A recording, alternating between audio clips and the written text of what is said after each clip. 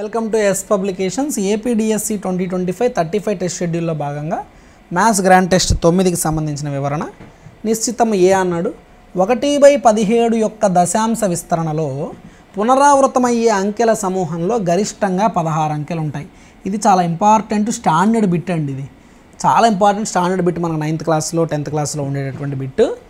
1/17ను మనం గుర్తుపెట్టేసుకోండి బిట్, అంటే ఇది మనం చేసి చెప్పాలంటే నేను చెప్తాను, బట్ మైండ్లో పెట్టేసుకో.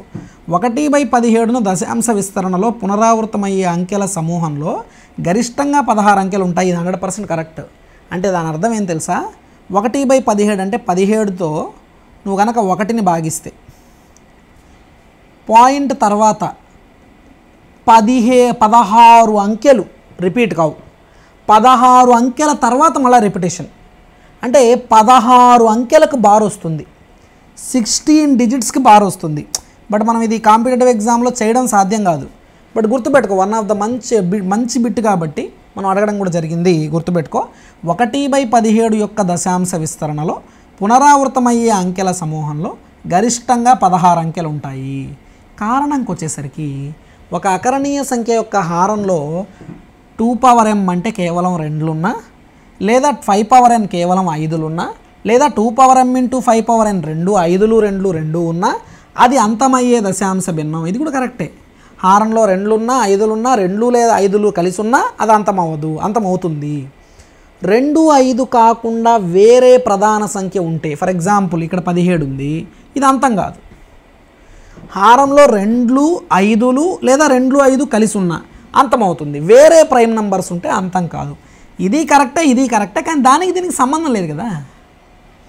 ఇక్కడ ఏం చెప్పాడు, హారంలో 2 కానీ 5 కానీ లేదా 2 5 కలిసి కానీ ఉంటే అంతమవుతుంది అని చెప్పారు. ఎస్ కరెక్టే. కానీ ఇక్కడ ఏం చెప్పాడు, 1/17ను భాగాహారం చేసుకుంటూ పోతే పునరావృతమయ్యే అంకెల సమూహంలో మ్యాక్సిమం 16 అంకెలు ఉంటాయి. పునరావృతమయ్యే అంకెల సమూహంలో బార్ పెట్టుకుంటూ, అంటే ఎన్ని అంకెల తర్వాత రిపిటేషన్ స్టార్ట్ అవుతుందంటే 16 అంకెల తర్వాత రిపిటేషన్ స్టార్ట్ అవుతుంది. ఇలా ఇది చెప్పాడు ఇక్కడ. ఈ రెండు కరెక్టే, కానీ ఒకదానికి సంబంధం లేదు. ఏ ఆర్లు రెండూ సరైనవి, కానీ ఏకు ఆర్ సరైన వివరణ కాదు. కింది వాటిని జతపరచండి. 5 అంకెల పెద్ద సంఖ్య 99,999 అనేది 5 అంకెల పెద్ద సంఖ్య. ఓకేనా. 10,000లో ఉండే వందలు ఎన్ని? 10,000లో ఉండే వందలు బై 100 వేస్తే తెలుస్తుంది. 100 వందలు ఉంటాయి. 100 వందలు కలిస్తే 10,000. 6 ఆన్సర్. కవల ప్రధాన సంఖ్యల జత ఏది? 11 17 రెండు ప్రధాన సంఖ్యలే, కానీ డిఫరెన్స్ 6 ఉంది. డిఫరెన్స్ 6 ఉంటే సెక్సీ ప్రైమ్స్ అంటారు. కవల ప్రధాన సంఖ్యలు ట్విన్ ప్రైమ్స్ అంటారు. ఇక్కడ ఇవి రెండు ప్రధాన సంఖ్యలు, డిఫరెన్స్ 2 ఉంది. డిఫరెన్స్ 2 ఉంటే కవల ప్రధాన సంఖ్యలు అంటారు. సికి ఆన్సర్ 1. 12 10 45 75 గసాబా ఎంత? 3 మూడో ఎక్కంలో పోతాయి.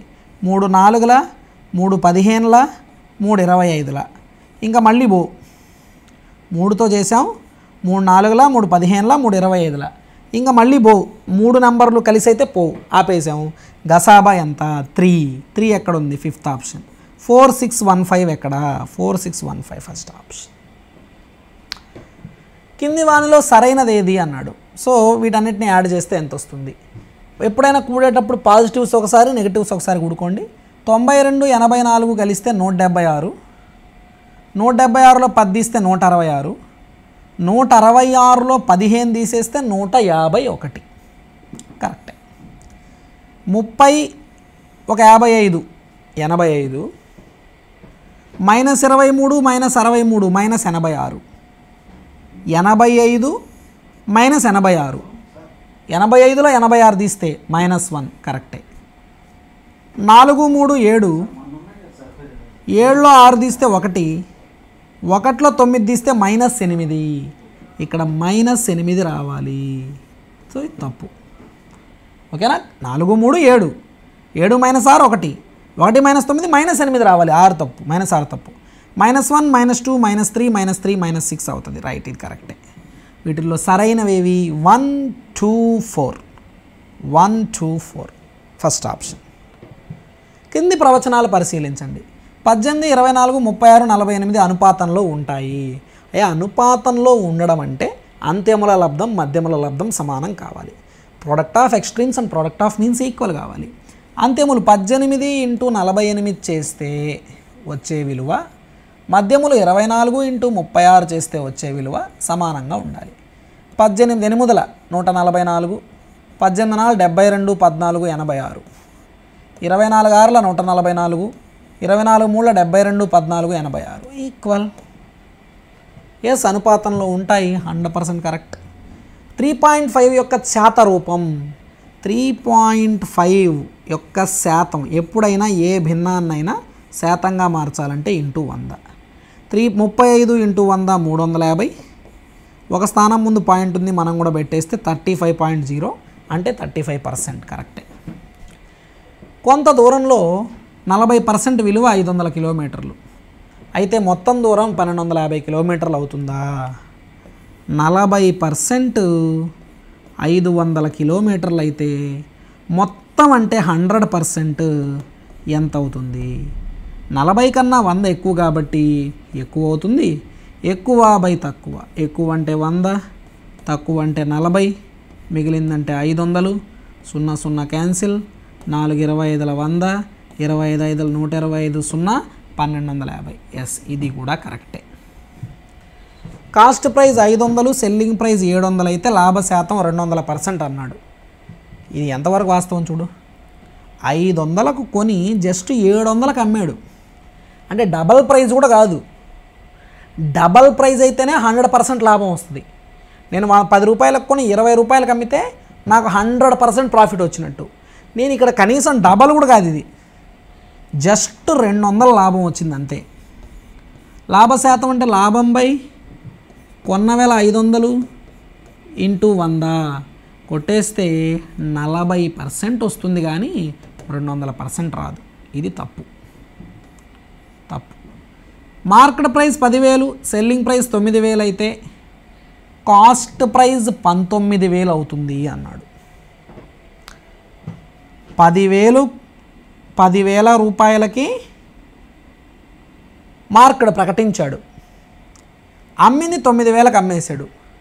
అయితే కొన్న వేల 19,000 అవుతుంది అన్నాడు. అసలు చెప్పలేము ఇది. అస్సలు ఈ ఈక్వేషన్ అనేది, ఈ అనాలసిస్ అనేది చెప్పలేము. ఎందుకంటే ఈ అనాలసిస్ చెప్పాలి అంటే అక్కడ లాభ శాతమో నష్ట శాతమో ఎంతో చెప్పాలి.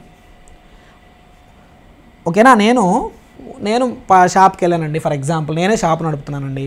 10,000 రూపాయలు చెప్పాను వస్తువుని, 9,000కి కొన్నాడు. నేను ఎంత కొనుక్కున్నానని అడిగితే నువ్వేం చెప్తావు? నువ్వు నా షాప్కి వచ్చావు, ఒరే ఈ వస్తువు 10,000 రా అన్న, 9,000కి ఇమ్మన్నావు తీసుకో అన్న. నేను ఎంత కొన్నానో నిన్ను చెప్పమంటే ఎటు చెప్తావు? నేను ఎంత కొన్నానో నాకేం తెలుసు? నేను 1000కే కొని ఉండొచ్చు, 2,000కే కొని ఉండొచ్చు, 5,000కి కొని ఉండొచ్చు, లేదా నా కర్మగాలి 15,000కి కొని నీకు 9,000కి అమ్ముకొని ఉండొచ్చు.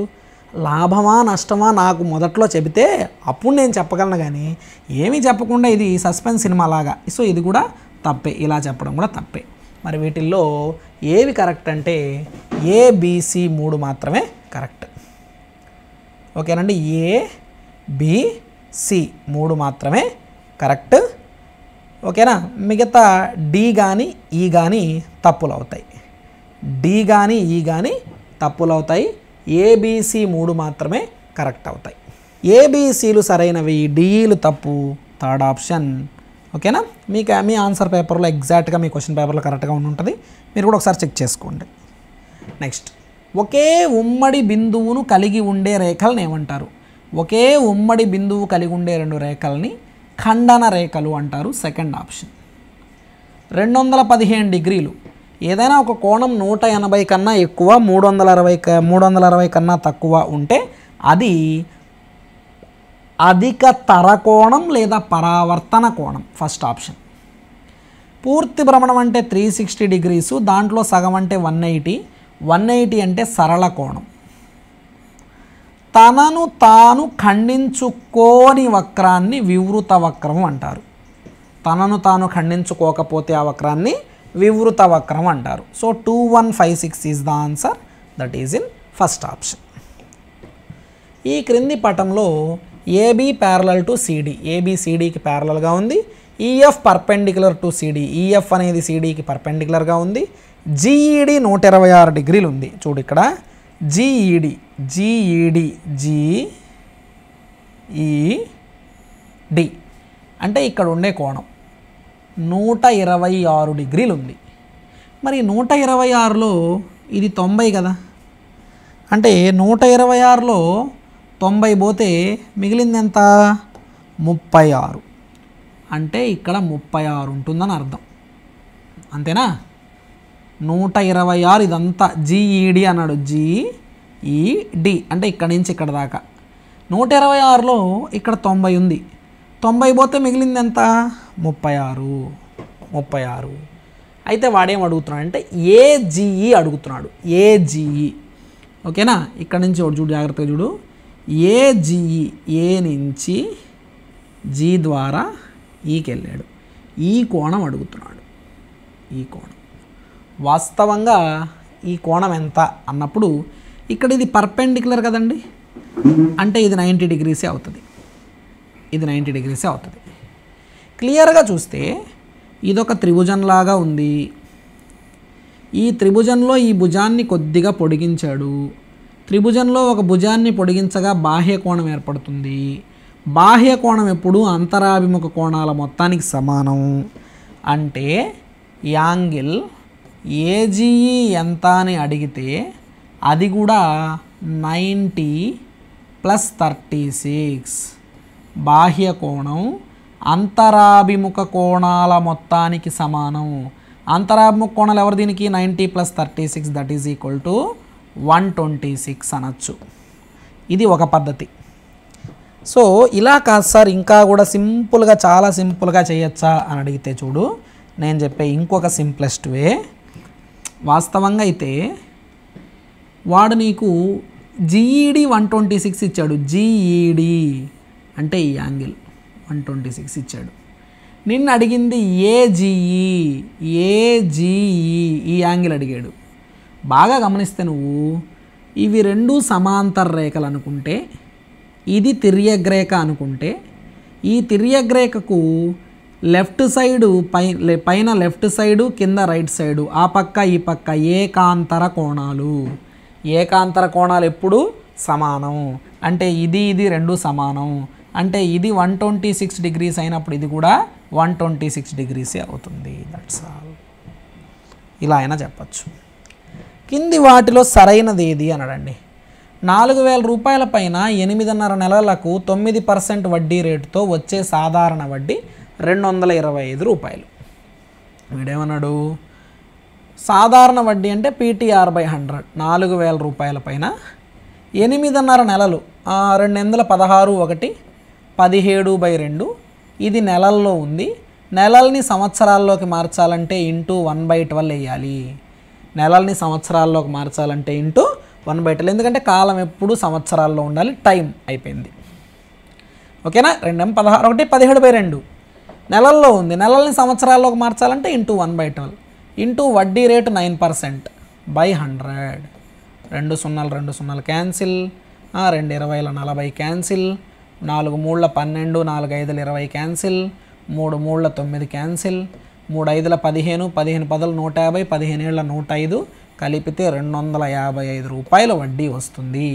ఎస్, ఇది పర్ఫెక్ట్, 100% కరెక్ట్. అయితే వాడు ఇంకో మాట అన్నాడు. 750 రూపాయల అసలు పైన 6.5% వడ్డీతో 2 సంవత్సరాలకు వచ్చే బారు వడ్డీ 97.5 రూపాయి.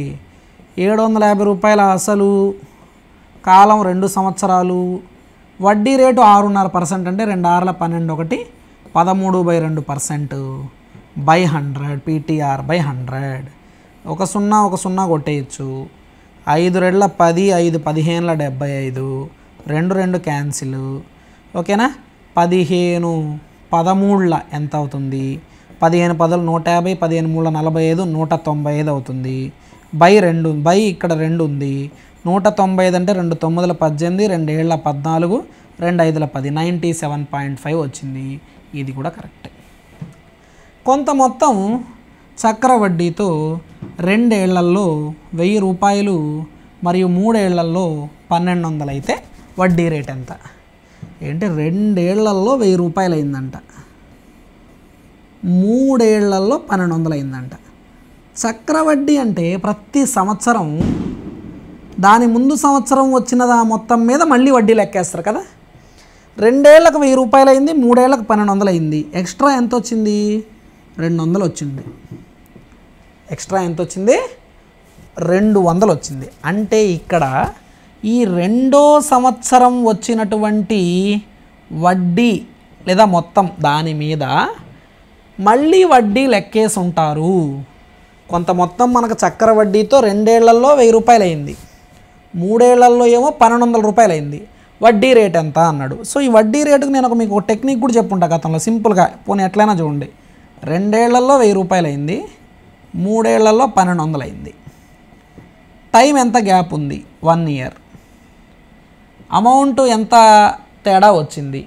సో దాదాపుగా 200 తేడా వచ్చింది. వాస్తవంగా అయితే మనం ఏం చేయాలంటే 2 ఏళ్లలో వచ్చిన దాన్ని అసలు అనుకోవాలి, 3 ఏళ్లకు వచ్చిన దాన్ని మొత్తం అనుకోవాలి, మొత్తం బై అసలు వేసుకోవాలి. 1200/1000. కాలం 2 ఏళ్ళు ఉందనుకో స్క్వేర్ రూట్ వేయాలి, 3 ఏళ్ళు ఉందనుకో క్యూబ్ రూట్ వేయాలి. 1 సంవత్సరమే గ్యాప్ కాబట్టి ఏం వేయబడలేదు. 0 కొట్టేస్తే 2 6ల 12, 2 5ల 10, 6/5 వచ్చింది. ఇలా భిన్నం వచ్చాక వడ్డీ రేటు కావాలంటే డిఫరెన్స్ 1 బై డినామినేటర్ 5 × 100. డిఫరెన్స్ ఎంత? 1, డినామినేటర్ ఎంత? 5 × 100. 5 2 10, 0 అంటే 20% వడ్డీ రేటు. ఇది కూడా కరెక్ట్. వడ్డీ రేటు ఎలా కనుక్కున్నాం? 2 ఏళ్లకు 1000, 3 ఏళ్లకు 1200. నేనేమనుకున్నా? 2 ఏళ్లకు ఇచ్చింది అసలు, 3 ఏళ్లకు వచ్చింది మొత్తం అనుకున్నా. గ్యాప్, టైం గ్యాప్ 1 ఇయర్ ఉంది. సో మొత్తం బై అసలు వేసుకో, 1200/1000. టైం 1 ఇయర్ కాబట్టి రూట్ ఏం వేయలేదు. 2 ఏళ్ళు అయితే స్క్వేర్ రూట్ వేస్తా, 3 ఏళ్ళు అయితే క్యూబ్ రూట్ వేస్తా, 4 ఏళ్ళు అయితే 4th రూట్ వేస్తా, 5 ఏళ్ళు అయితే 5th రూట్ వేస్తాను. వాల్యూ క్యాలిక్యులేట్ చేస్తా. క్యాలిక్యులేట్ చేశాక వడ్డీ రేట్ ఎంత అంటే వీళ్ళ మధ్య difference 1 by denominator 5 × 100. Difference by denominator × 100. So ఇక్కడ మీకు సరైనవేవి? ఏబీసీలు అన్నీ కూడా సరైనవి. 6 పనివారు ఒక గోడను 10 రోజుల్లో కట్టగలరు. వీళ్ళకి రెట్టింపు సామర్థ్యం ఉన్న పనివాళ్ళు అటువంటి 3 గోడలను 5 రోజుల్లో కట్టడానికి ఎంతమంది కావాలి? సో బాజుడు 6 పనివాళ్ళు ఒక గోడను 10 రోజుల్లో కట్టేస్తారు. వీళ్లకు రెట్టింపు సామర్థ్యం, కెపాసిటీ, వీళ్ళకి డబల్ కెపాసిటీ ఉంది. ఓకేనా? అలాంటి వాళ్ళు 3 గోడలు కట్టాలి, 5 రోజుల్లో కట్టాలి. అలా కట్టడానికి ఎంతమంది కావాలి అని అడుగుతున్నాడు. ఇక్కడ పని వాళ్ళంటే మనుషులు ఉన్నారు, గోడ కట్టడం అంటే వర్క్ ఉంది, రోజులు ఎన్ని రోజుల్లో డేస్ ఉన్నాయి, సామర్థ్యం కెపాసిటీ ఉంది. ఒక్క పని మాత్రమే ఎప్పుడూ బైలో రాయాలి, మిగతాది ఏదైనా ఇంటూలో రాయాలి. M1 D1 C1/W1 = M2 D2 C2/W2. ఒక్క పని మాత్రమే బైలో రాయాలి, మిగతావన్నీ ఇంటూలో రాయాలి. మనుషులు 6 మంది, 1 అంటే మొదటి కేసు 6 మంది, డేస్ 10 రోజుల్లో, ఒక్క గోడ కట్టారు, వర్క్ ఒక గోడ.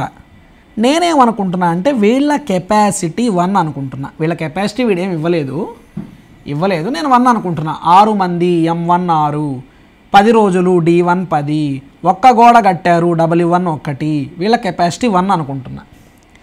ఈసారి ఎంతమందో తెలియదు కానీ కెపాసిటీ రెట్టింపు అంటే కెపాసిటీ డబల్, వాడిది 1 అయితే వీడిది 2, అందుకనే 1 అనుకున్నా. ఇక్కడ 1 అయితే ఇప్పుడు 2. ఓకేనా? రెట్టింపు సామర్థ్యం ఉన్న పనివాళ్ళు అటువంటి 3 గోడలు కట్టాలి, వర్క్ 3, 5 రోజుల్లో కట్టాలి, డేస్ 5. ఇప్పుడు చూడు, 5 2 10 క్యాన్సిల్ అయిపోద్ది, ఈ రెండు క్యాన్సిల్. బై 3 ఇటు వస్తే ఇంటూ 3, 6 3 18. అంటే ఈసారి ఎంతమంది కావాలండి? 18 మంది కావాలి. రైటా? నెక్స్ట్, ఈ క్రింది వాటిలో సరికానివి ఎన్ని అన్నాడు. C⁴100/C⁴90 = C⁴190. A⁴m/A⁴n అంటే A⁴m-n. A⁴m-n అంటే 190 తీస్తే 10 వస్తుంది కానీ 190 వస్తుందా? రాదు. -2p³ = 8p³. మైనస్ ఉండి పవర్లో బేస్ సంఖ్య ఉంటే మైనసే రావాలి, మరి ప్లస్ వస్తుంది, తప్పు. 2^8 అంటే 256, ఓకేనా, 256. 8 స్క్వేర్ అంటే 64. 256 64 కంటే తక్కువ కాదు, ఓకేనా. చాలామంది ఇంకా less than greater than confuse అవుతుంటారేమో. లెస్ దెన్ గుర్తుపెట్టుకో, ఒక చుక్క 2 చుక్కలని గుర్తుపెట్టుకో. ఒక చుక్క వైపు ఎప్పుడు చిన్నది ఉండాలి, 2 చుక్కల వైపు ఎప్పుడు పెద్దది ఉండాలి. మరి ఒక చుక్క వైపు పెద్దది ఉంది, 2 చుక్కల వైపు చిన్నది ఉంది, తప్పు కదా. మరి వీటిలో సరికానివన్నీ 3 సరికాదు. నెక్స్ట్, ఒక కంపెనీ 6 విభిన్న నెలల్లో అమ్మిన గడియారాల సంఖ్యను తెలియజేయు దత్తాంశం ఈ కింద చూపబడింది. నెల అమ్మిన గడియారాల సంఖ్య జూలై నెలలో 1000, ఆగస్టు నెలలో 1500 అమ్మారు. పై దత్తాంశానికి కమ్మీ రేఖాచిత్రం నిర్మించేటప్పుడు స్కేల్ అనేది 1 యూనిట్ 250 వాచీలు అయితే అక్టోబర్ నెలలో అమ్మిన గడియారాలను సూచించే కమ్మీ రేఖ పొడవు అన్నాడు. 1 యూనిట్ 250 వాచీలు అయితే అక్టోబర్ నెల అంటే 2000 వాచీలు అమ్మారు. అప్పుడు 2000 వాచీలు ఎన్ని యూనిట్లు అవుతాయి? 250కి 1 అయితే 2000 అంటే ఇంకొంచెం ఎక్కువ అవుతాయిగా. ఎక్కువైతే ఎక్కువ బై తక్కువ ఇంటూ మిగిలింది 0 కొట్టేస్తే 25 8 8 యూనిట్లు అవుతాయి, ఓకేనా.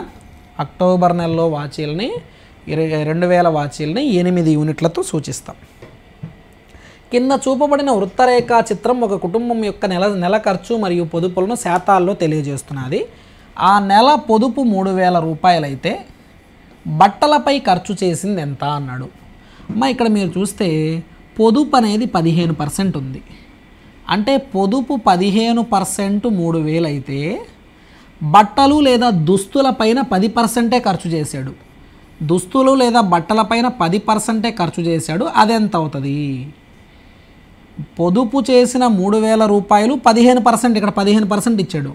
పొదుపు 15% అయితే బట్టలపై ఖర్చు చేసిన 10% ఎంత? 15 1 15 32 సున్నాలు. 1% 200 అయితే 10% అంటే 10 200 2000 అవుతుంది. That is in first option. 3 సెంటీమీటర్ల వ్యాసార్థం గల ఒక వృత్తం ఒక చతురస్రం లోపల దాని అన్ని భుజాలను స్పృశిస్తూ ఉంది. ఆ చతురస్ర వైశాల్యం ఎంత అన్నాడు. చూడండి, 3 సెంటీమీటర్ల వ్యాసార్థం గల ఒక వృత్తం, 3 సెంటీమీటర్ల వ్యాసార్థం గల ఒక వృత్తం, ఓకేనా. 3 సెంటీమీటర్స్ రేడియస్ ఉన్న ఒక సర్కిల్ ఒక చతురస్రము లోపల అన్ని భుజాలను ఇట్లా స్పృశిస్తున్నది.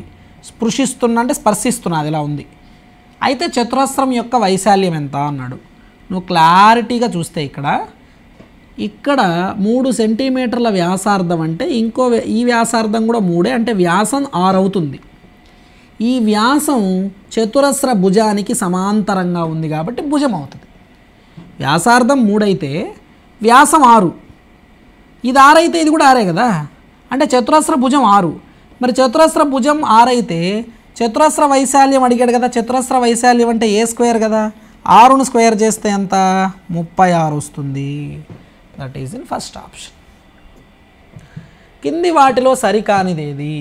ఒక స్తూపం వ్యాసార్థం 7, ఎత్తు 30 అయితే ఘనపరిమాణం 4620. స్తూపం ఘనపరిమాణం అంటే πr² h అవుతుంది. పై అంటే 22/7, r² అంటే వ్యాసార్థం 7² 7 × 7, h అంటే 30, 7 7 క్యాన్సిల్, 27 3 21 0 210, 210 2 420, 420 11 అంటే 4620 ఘనపు సెంటీమీటర్లు. ఎస్, ఇది కరెక్టే. ఒక లోహ దీర్ఘగణం కొలతలు 9 6 4 అయితే దాని సంపూర్ణతల వైశాల్యం 256. దీర్ఘగణానికి సంపూర్ణతల వైశాల్యం అంటే 2 × LB + BH + LH. LB అంటే 9 6 54 ప్లస్ BH అంటే 6 4 24 ప్లస్ LH అంటే 9 4 36. సంపూర్ణతల వైశాల్యానికి సూత్రం ఏంది? 2 × LB + BH + LH. LB అంటే 9 6 54 ప్లస్ బీహెచ్ అంటే 6 4 24 ప్లస్ ఎల్హెచ్ అంటే 9 4 36 36 24 60 ఒక 54 114 114 రెండ్ల 228 కానీ వీడు 256 ఇచ్చాడు, తప్పు. సరికానిది ఏది? బి మాత్రమే. కింది వాటిలో సరైనది ఏది? -13p -13 సజాతి పదాలు. సజాతి పదాలంటే చరరాశులు సమానంగా ఉండాలి, స్థిర రాశులు కాదు. సో ఇది తప్పు. 3/4 గ్రేటర్ దాన్ 4³ 3/4 అంటే 81, 4³ అంటే 64. 81 64 కన్నా గ్రేటర్ దాన్ కరెక్టే. 12/4 × 9³ × 4/6³ × 8² × 27 చేస్తే 162 వస్తుంది. ఇక్కడ నీ టైం అంతా పోతుంది. ఓకేనా, ఇక్కడ నీ టైం అంతా పోతుంది. సో ఇక్కడ నువ్వేం చేస్తావు అంటే 12/4 అంటే 12 × 12³ అని రాయి. ఓకేనా, అలాగే 9³ అంటే 9 × 9 × 9 అని రాయి. ఇంటూ 4/6³ × 8² అంటే 8 × 8 రాసుకో, 27. ఒకటే 9 3 27 పోతుంది, 3 3 9 పోతుంది. నెక్స్ట్ 4 8 పోతుంది, 2 6 12 పోతుంది. నెక్స్ట్ మళ్ళీ చూస్తే 2 3 6 పోతుంది, 2 4 8 పోతుంది. ఇప్పుడు క్లియర్గా అబ్జర్వ్ చేస్తే 3 × 12³ / 6³ అంటే 12/6 హోల్ క్యూబ్ ఇంటూ 9 × 3 బైలో ఒక 4 ఉంది. సో ఇక్కడ నేను 3 × 6 12 పోద్ది, 2³ అంటే 8 ఇంటూ 9 ఇంటూ 3/4 4 8 3 6 6 3 18 18 9 162 రైట్ ఆన్సర్. 0.00005 జీరోలు 2 1 ఉంటే దాన్ని 2.1 × 10⁻⁻6గా రాయొచ్చు అన్నాడు. పాయింట్ని 6 స్థానాలు ముందుకు జరిపాడు. 2.1 ఇంటూ 6 స్థానాలు ముందుకు జరిపాడు కాబట్టి 10⁻⁻6 కరెక్టే. 6 స్థానాలు వెనక్కి జరిపుంటే 10⁻⁶ అయ్యేది. 6 స్థానాలు ముందుకు జరిపాడు కాబట్టి 10⁻⁻6 కరెక్టే. సో వీటిల్లో సరైనవి ఏవి? ఎన్ని? బి సరైనది, సి సరైనది, డి సరైనది, 3 సరైనవి అవుతాయి. 15pq + 15 + 9q + 25p అన్నాడు. ఈ రెండిట్లో 15 కామన్ తీయచ్చు, లేదా ఈ రెండింటిని గ్రూప్ చేస్తే 3p కామన్ తీయచ్చు. 3p అప్పుడు 3 5 15 పోతుంది, p కామన్ తీసావు కాబట్టి q ఉంటుంది, ప్లస్ 3 3 9 పోతుంది. ఓకేనా, సారీ ఇక్కడ మనం ఏంది కామన్ తీసింది? q కదా, రైట్. q అండి, p కాదు, q. 3q కామన్ తీస్తే 3q ఇక్కడ 3q కామన్ తీస్తే 3 5 15, q కామన్ తీసాం కాబట్టి p ఉంటుంది, ప్లస్ 3 3 9 q కామన్ తీసేసాం. ఈ రెండిట్లో 5 కామన్ తీస్తే 5 5 25 p ఉంటుంది, ప్లస్ 5 3 15. ఈ మొత్తంలో మళ్ళా 5p + 3 కామన్ తీస్తే ఇక్కడ మిగిలింది 3q + 5. 5p + 3 3q + 5. 5p + 3 3q + 5 that is in first option. కింది వాటిలో సరైనది ఏది లేదా సరైనవి ఏవి అన్నాడు. ఫస్ట్ది z/z + 15 = 4/9 క్రాస్ మల్టిప్లై చేస్తే 9z = 4 × z 4z + 4 15 60. 9z = 4z + 4 × 15 60 plus 4z ఇటు వస్తే మైనస్ 9zలో 4z తీస్తే 5z 60. 5z 60 అయితే 5 12 60. z వాల్యూ 12 అవుతుంది. z value 12. బి రెండోది చూస్తే రెండోది అబ్జర్వ్ చేస్తే ఇక్కడ ఈసారి సింపుల్గా ఓపెన్ చేద్దాం. x వాల్యూ -1 అన్నాడు, సబ్స్టిట్యూట్ చేసే -1 ఈక్వల్ అయిందా లేదు చూస్తే సరిపోద్దిగా మొత్తం చేయకుండా. సో x వాల్యూ -1 పెడితే 6 × -1 -6 +1/3 +1 అన్నాడు. -6 +1 అంటే -5/3. సో -5/3 +1 అంటే 3 ఒకట్ల 3, 3 - 5 -2/3 వస్తుంది. అక్కడ చేస్తే కూడా -1 -3 -4/6 కొట్టేస్తే 2 2 2 3 అక్కడ కూడా -2/3 వచ్చింది.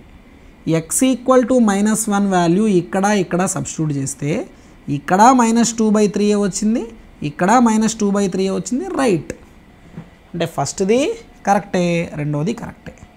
ఒక అకరణీయ సంఖ్యను 5/2తో గుణించి లబ్ధానికి 2/3 కూడితే -7/12 వస్తుంది. ఒక అకరణీయ సంఖ్య x అనుకుందాం, దాన్ని 5/2తో గుణించమన్నాడు కాబట్టి 5x/2 అవుతుంది. దానికి 2/3 కూడమన్నాడు +2/3 అవుతుంది. అప్పుడు -7/12 వస్తుందన్నాడు = -10/12. ఇప్పుడు +2/3 అవతలకి వెళ్ళిందనుకో -2/3 అవుతుంది. 5x/2 = 3కు 12కు కసాగు 12, 12తో 12 ఒక్కసారి 1 7 7 -7, 3తో 12 4 సార్లు 4 2 8, 2తో కొట్టేస్తే 2 6 12. 5x = -7 -8 అంటే -15/6. సో మళ్ళీ దీన్ని సింప్లిఫై చేస్తే 5 3 15 పోతుంది. సో x = -3/6 అంటే కొట్టేస్తే 3 ఒకట్ల 3 2 -1/2. ఆ సంఖ్య -1/2 అవుతుంది అన్నాడు. కరెక్టే. సో సరైనది ABC అంటే ABC అన్నీ కూడా సరైనవే. So this is about the grand test number 9.